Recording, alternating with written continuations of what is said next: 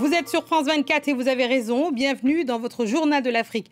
À la une ce soir, les résultats législatifs sénégalaises ont été publiés et c'est historique. La coalition présidentielle a perdu la majorité absolue fixée à 83 sièges à l'Assemblée nationale.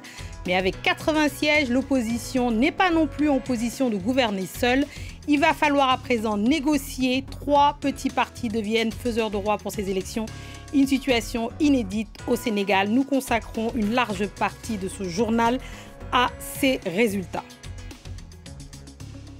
La tension monte au Kenya à 5 jours des élections générales. Le candidat William Ruto dénonce une campagne de désinformation contre lui faite pour entraîner des violences et lui faire perdre l'élection.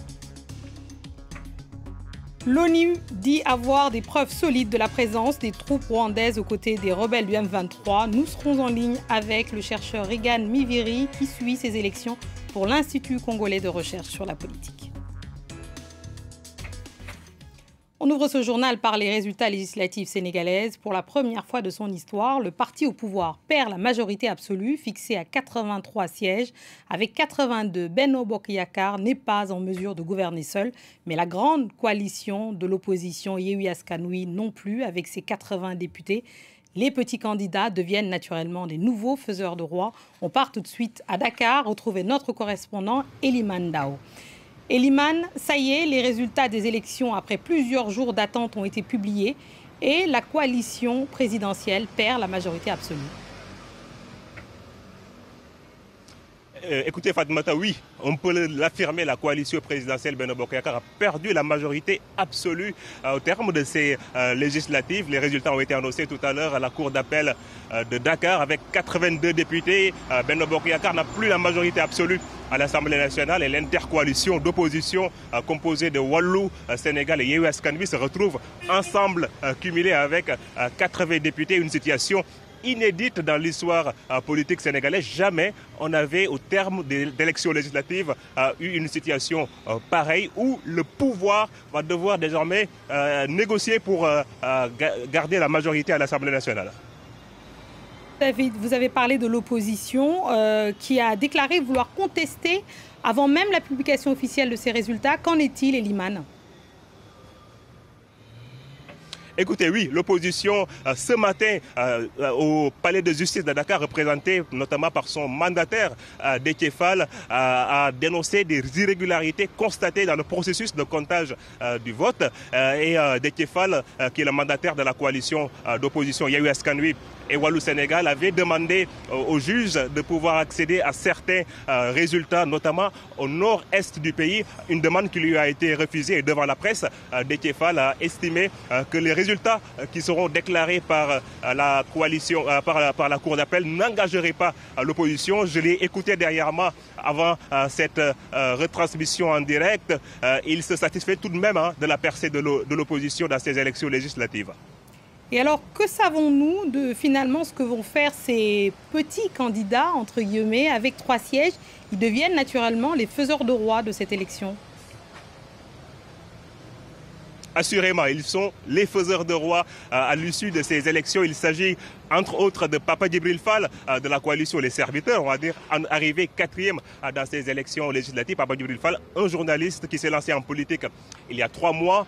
Et Thierno Alassane Sall, ancien ministre du président Macky Sall, devenu son farouche opposant. Et Pape Diop, ancien président de l'Assemblée nationale du Sénégal, ancien maire de Dakar sous le régime du président Abdoulaye Wade. Si l'un des 3, on va dire, rejoint la coalition au pouvoir Benno Bokk Yakaar, la coalition présidentielle aura la majorité. Et si les 3 rejoignent l'opposition aura la majorité. Ils sont à ce jour les faiseurs de roi, les individualités qui sont capables de faire pencher la balance d'un côté ou de l'autre. Merci beaucoup Eliman Dao en direct de Dakar.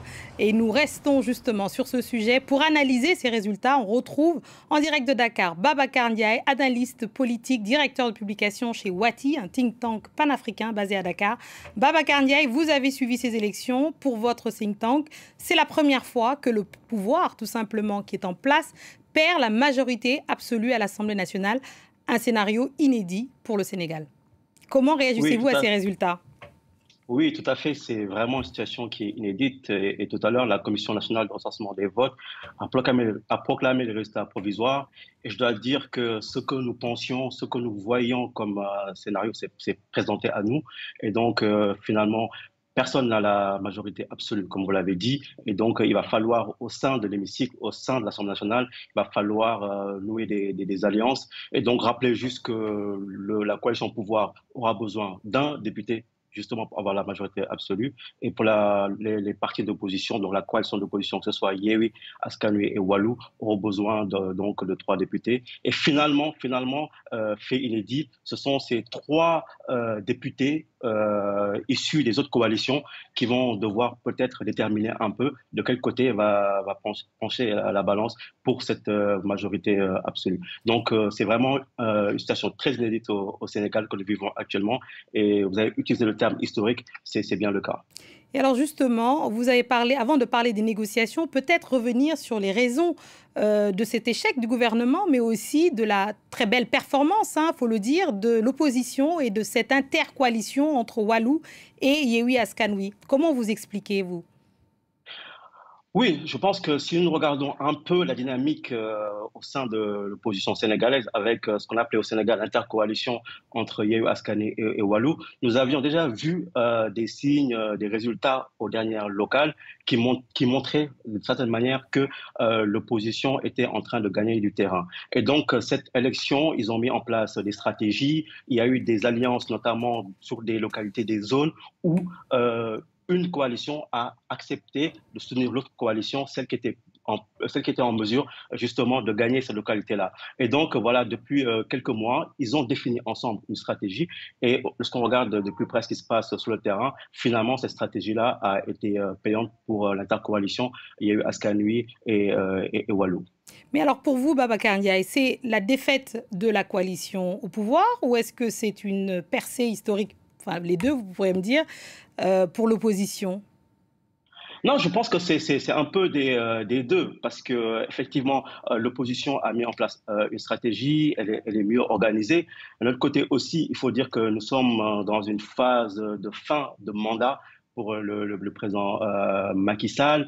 Et donc, il y a eu des choix aussi qui ont été faits sur des personnes durant ces élections législatives. Il y a aussi eu, malheureusement, pas vraiment de débat programmatique, j'allais dire. Et donc, d'autres faits aussi se sont ajoutés à ces élections législatives. Et donc, finalement aussi, lorsqu'on le met dans un contexte quand même qui est assez difficile pour les Sénégalais, j'allais dire, avec une flambée des prix, une inflation aussi qui est due d'une certaine manière à ce qui se passe en Ukraine et en Russie. Finalement, il y a un contexte et qui a peut-être permis aussi que l'opposition fasse une percée qui est encore plus importante qu'au local, et finalement aussi que la majorité au pouvoir perde finalement du terrain. Parce qu'il faut se rappeler qu'en 2017, la coalition au pouvoir avait 125 députés sur 165. Et là, d'une élection à l'autre, on passe de ce chiffre-là à un chiffre de 82 députés. Donc, ça veut dire que vraiment, il y a eu une dynamique assez importante au sein de l'opposition sénégalaise et qui explique aujourd'hui ces résultats que nous avons. Et alors, Babacar Ndiaye, dites-nous, vous avez mentionné Macky Sall. Ce scrutin test, c'est le dernier avant la future présidentielle de février 2024.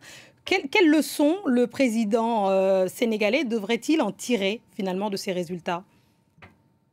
Bon, je pense qu'il faut toujours tirer des leçons d'une élection, et ces élections législatives justement nous montrent qu'il y a beaucoup de choses à analyser. D'ailleurs, première séquence qui va vite arriver juste après ces élections législatives, ça va être la nomination d'un Premier ministre justement qui revient dans l'architecture constitutionnelle.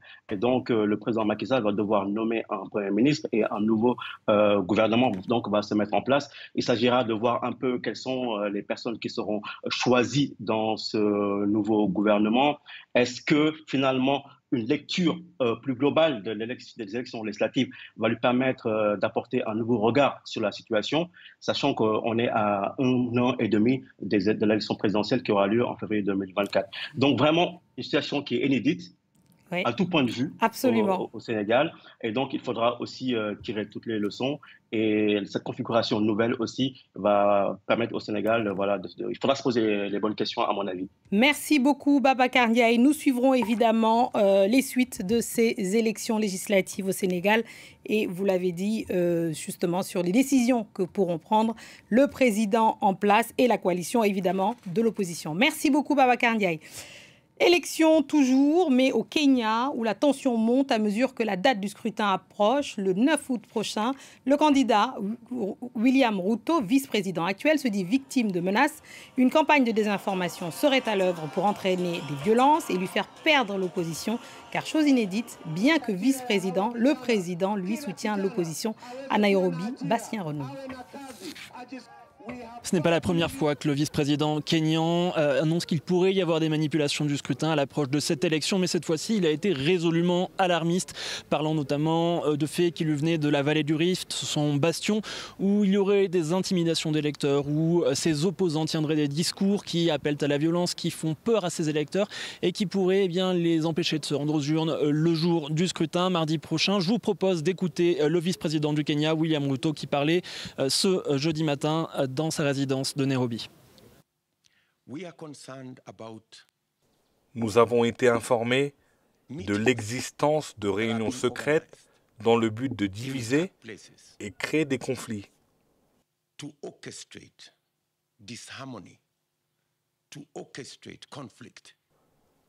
ne pouvons pas rester les bras croisés et laisser de telles choses se reproduire au Kenya.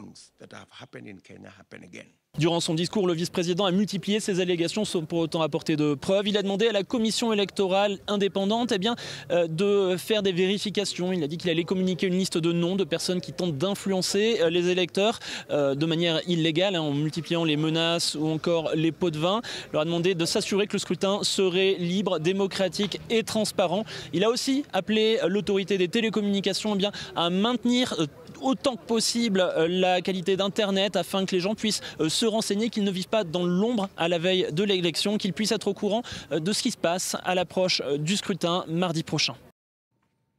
On passe à l'autre actualité du jour qui concerne la République démocratique du Congo avec cette polémique qui concerne l'aide de l'armée rwandaise apportée aux rebelles du M23. Un groupe d'experts mandaté par les Nations Unies dit avoir rassemblé des preuves solides de la présence des troupes de Kigali aux côtés des rebelles.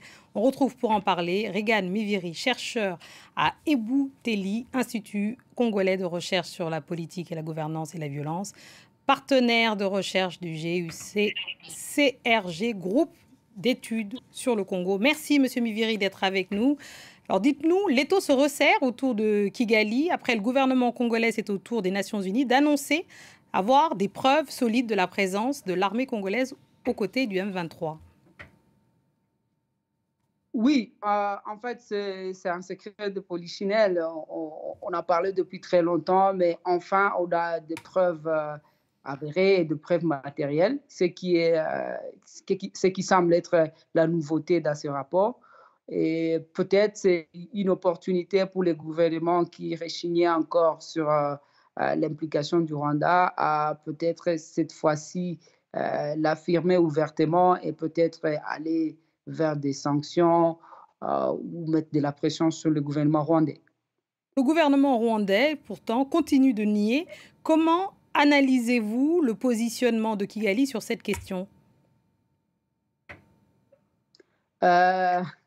Voilà, ce n'est pas nouveau. Déjà, on sait que même en 2013, le gouvernement rwandais était en train de nier et il y a eu un processus de vérification qui a permis à ce que la communauté internationale puisse l'affirmer encore. Mais bon, cela n'a pas empêché les États-Unis et d'autres gouvernements étrangers de sanctionner, notamment en suspendant l'aide publique au développement envers le gouvernement rwandais. Mais alors, que peut faire le gouvernement congolais ? On a vu des rendez-vous diplomatiques qui se multiplient entre Tshisekedi et Kagame.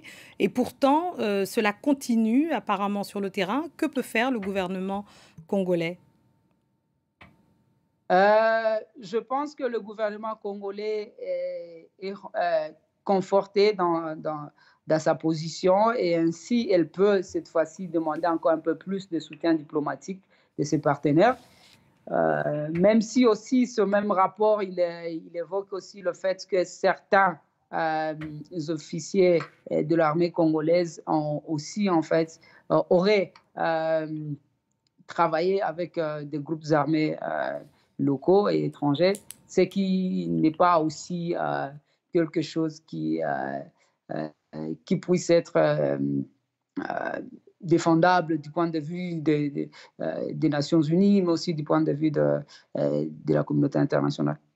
Beaucoup, Regan Miviri de l'Institut Ebouteli. Merci beaucoup. C'est ainsi que nous refermons ce journal d'Afrique. Merci à tous ceux qui nous ont suivis partout dans le monde et en particulier à toute la communauté sénégalaise virtuelle très attentive à notre couverture. Je vous remercie et je vous souhaite une belle soirée sur France 24.